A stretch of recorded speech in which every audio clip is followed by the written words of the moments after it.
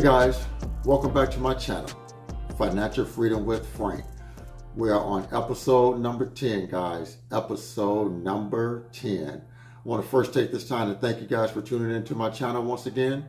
At the end of this video, please remember to like the video, share this video, and please subscribe to my channel and keep helping me build my YouTube audience. Thank you guys, I really appreciate that. So today, guys, what I want to do real quick in this short video is talk to you about 5 key areas that I feel prevents us from building financial freedom and keeps us from building our net worth. So let's touch on those 5 key areas real quick, and let's jump right into it, guys. So number 1 is failing to stick to a budget. Like the old saying goes, we don't plan to fail, we actually fail to plan. Sticking to a budget with your money is just having a plan for your money. When you're getting ready to get your paycheck, you know what needs to be paid, what money needs to go here, what money needs to go there, what money needs to go here, what you're gonna save or whatnot. I know some people that I work with, some of my employees at work, they know, they've come to me with their budgets before, and I've seen it so detailed. You know, how much they owe the babysitter, how much they owe for their car payment, how much they owe for their rent. And it's very detailed because I'll talk about a lot of these things at work with my employees. So again, having a budget helps you stay in line with your money to where you are in control of your money and you're telling your money where to go, where you need it to go. Like I always say, you want to look forward with your money. You don't want to look back with your money and wonder where it went. You want to look forward and know where it's going. So you want to stick to a budget, guys. Budget just helps you stay so much more organized with your money.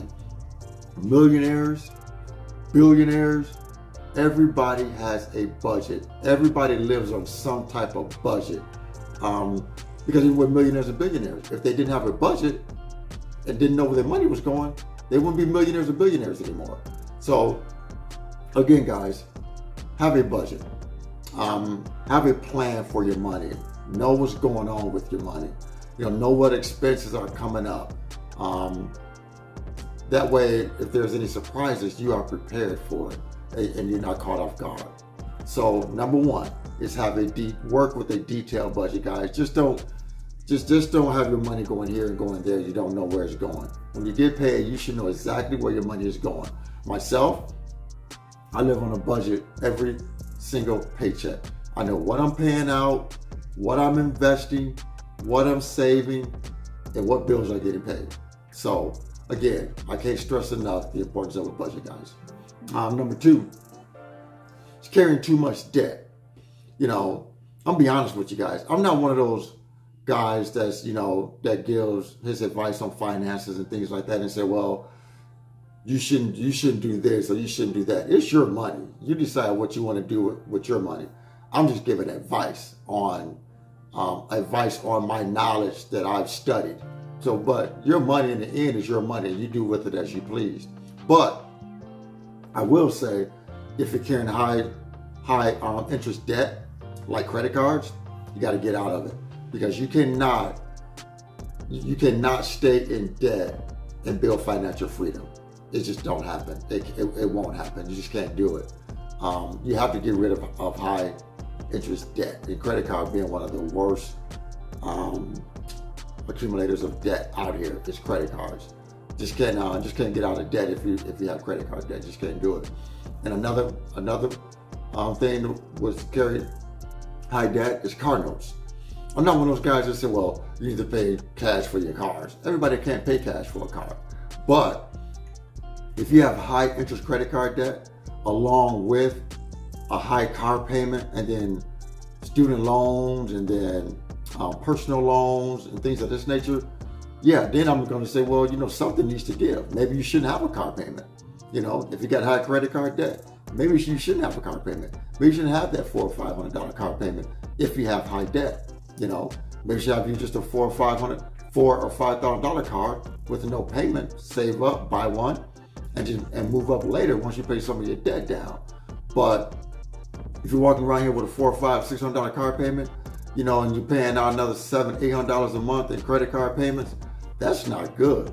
Again, you would not build wealth that way, or you would not build financial freedom if you're in debt like that. You want to have your nice car, have a nice car, but don't have a mountain of credit card debt. Don't have a mountain of student loans. Don't have a mountain of personal loans, things of that nature. So really want to watch the debt that you're carrying, because you cannot build wealth or financial freedom if you're carrying a lot of extra debt. Number 3, not investing your money.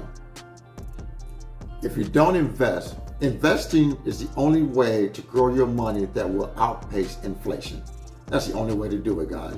You cannot stick your money in a bank, savings account, or a checking account with, you know, and get 5 cents interest payments towards your money.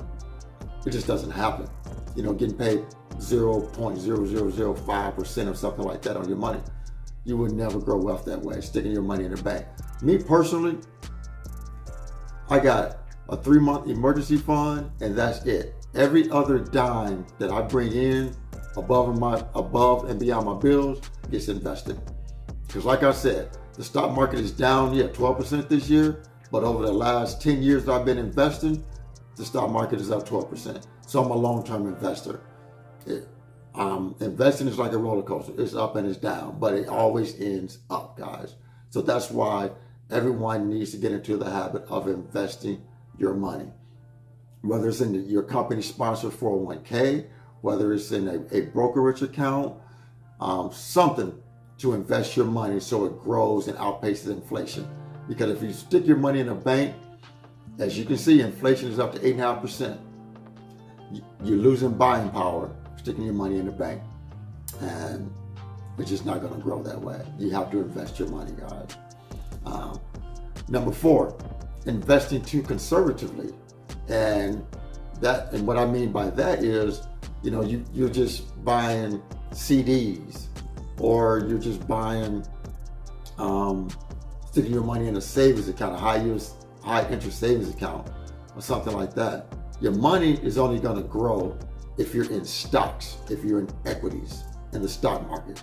You have to be aggressive. And when you're young, you need to be as aggressive as you possibly can, because if there is peaks and valleys over the years in the stock market, you have time to recoup, and your money has time to keep growing.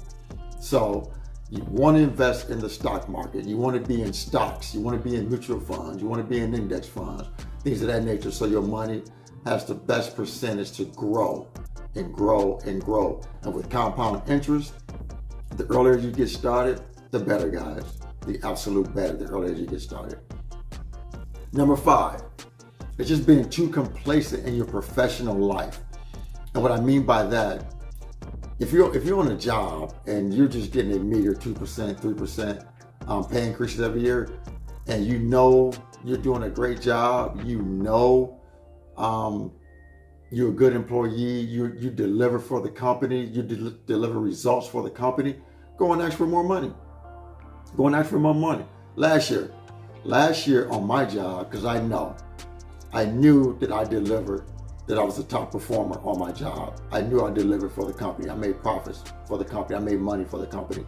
So last year, I got a $10,000 pay increase on my job, because I went to them and I said, okay, look at my results. Look at what I've done for you guys. I know I deserve this money.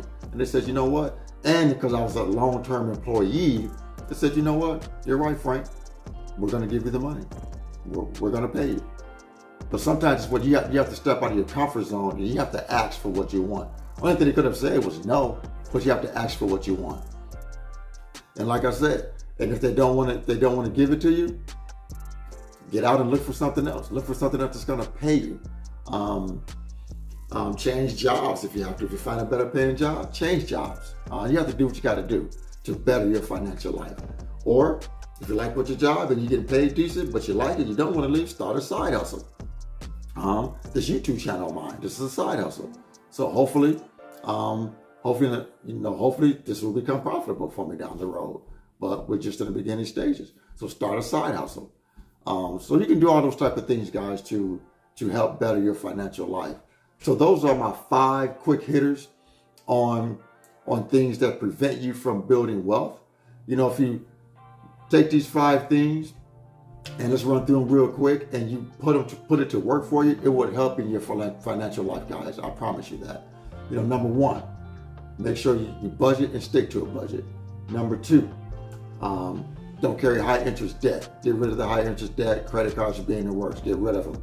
You know, if you're going to use them, pay them off at the end of the billing cycle. Pay them off. Number 3, not investing your money. You want to start investing your money, guys. Number 4, investing too conservatively. Get in the stock market and get into stocks. Get into equities, mutual funds, buying single stocks, buying index funds, things of that nature. And then number 5, being too complacent on your job. Stop being complacent on your job. If you know you deserve more money, go ask for more money. If they don't want to give it to you, look for something else. Start a side hustle. Things of that nature. You know, if you want to leave the job, leave it, but make sure you're leaving it for something, for more pay or better advancement for more pay. So those are my 5 quick hitters, guys, again, on what prevents people from building wealth. So once again, I want to thank you guys for tuning into my channel, Financial Freedom with Frank. Again, please like my video, share my video, and please subscribe to my channel to keep helping me build my YouTube audience. I really appreciate it, guys. And once again, this is how I always end my videos. Remember, financial decisions you make today will help shape your financial life tomorrow. Thanks a lot, guys. You have a good one. Take care.